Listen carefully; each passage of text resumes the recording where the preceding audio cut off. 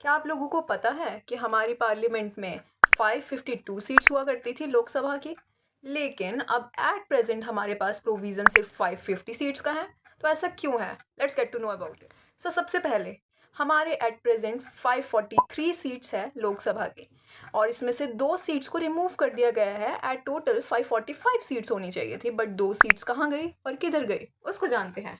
सो ये 2 seats reserve की गई थी एंग्लो इंडियन कम्युनिटी के लिए, और इन्हें नॉमिनेट किया जाता था प्रेसिडेंट द्वारा, और स्टेट लेजिस्लेटिव असेंबली में इसे गवर्नर अपॉइंट करता था। लेकिन by 104th amendment act of 2019 it was remove from our constitution, जो कि इम्प्लीमेंट 25 ऑफ जनवरी 2020 को हुआ है। तो अब इसे रिमूव क्यों किया गया, उसके रीजंस को जानते हैं। सो फर्स्ट रीज़न, इस कम्युनिटी की पॉपुलेशन में बहुत ज़्यादा डिक्लाइन देखने को मिला है, उस वजह से इसे रिमूव कर दिया गया।